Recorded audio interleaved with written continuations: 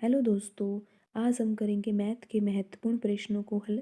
और दोस्तों, इन प्रश्नों के अभ्यास के माध्यम से आप अपनी किसी भी परीक्षा की तैयारी को बेहतर कर सकते हो। आइए दोस्तों, शुरू करते हैं आज का पहला प्रश्न।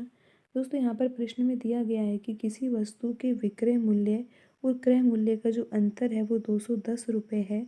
यदि लाभ प्रतिशत 25 हो तो वस्तु का विक्रय मूल्य क्या होगा।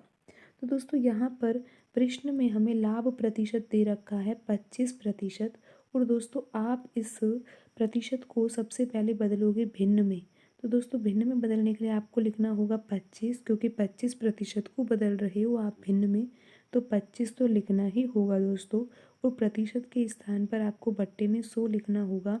और 25 के पहाड़े से आप इन दोनों संख्याओं को काट सकते हो और 25% को सरल रूप में परिवर्तित कर सकते हो। यहाँ पे आ जाएगा 1, और 100 को जब काटोगे 25 के पहाड़े से तो यहाँ पर आ जाएगा 4। तो दोस्तों, 25% किसके बराबर है? 1/4 के बराबर है। तो दोस्तों, अब यहाँ पर प्रश्न में लिखा हुआ है कि विक्रय मूल्य और क्रय मूल्य का अंतर 210 रुपये है। तो दोस्तों, यहाँ पर जो 1/4 हमें भिन्न प्राप्त हुई है, आपको यहाँ पर ये समझना होगा कि जो बट्टे में 4 लिखा हुआ है ये किसको प्रदर्शित कर रहा है? ये क्रय मूल्य को प्रदर्शित कर रहा है। यानी कि 4 यूनिट बराबर क्रय मूल्य है। और दोस्तों, जो ऊपर लिखा हुआ है अंश में 1, ये प्रदर्शित कर रहा है लाभ को। और दोस्तों, आपको ये तो पता होना ही चाहिए कि विक्रय मूल्य और क्रय मूल्य का अंतर से ही हमें ये पता लगता है कि हमें लाभ हो रहा है या हानि हो रही है। और दोस्तों, यहाँ पर जो 210 रुपये है, वास्तव में ये हमें क्या दे रखा है? ये हमें लाभ दे रखा है, क्योंकि प्रश्न में हमें लाभ ही तो हो रहा है। 25% लाभ प्रतिशत को ही तो प्रदर्शित कर रहा है। और दोस्तों, जब हम विक्रय मूल्य में से क्रय मूल्य को घटाएंगे तो उस स्थिति में हमें विक्रय मूल्य और क्रय मूल्य में अंतर प्राप्त होगा।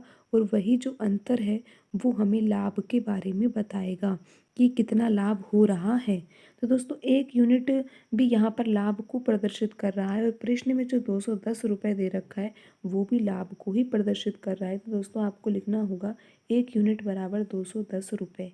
और दोस्तों, आपको प्रश्न में अब किसका मान निकालना है? आपको मान निकालना है विक्रय मूल्य का। तो दोस्तों, आप यहाँ पर ये समझ सकते हो कि जब क्रय मूल्य 4 है और 1 यूनिट का लाभ हो रहा है, तो इस स्थिति में विक्रय मूल्य जो होगा वो कितना होगा? वो होगा 5 यूनिट के बराबर। बिल्कुल दोस्तों, विक्रय मूल्य कितने के बराबर होगा? 5 यूनिट के बराबर। दोस्तों, विक्रय मूल्य जो है वो क्रय मूल्य से ज़्यादा होगा। और कितना ज़्यादा होना चाहिए? 1 यूनिट ज़्यादा होना चाहिए। तो दोस्तों, आपको प्रश्न में विक्रय मूल्य निकालना है, और विक्रय मूल्य दे रखा है यहाँ पर 5 यूनिट। दोस्तों, 1 यूनिट बराबर 210 रुपये है।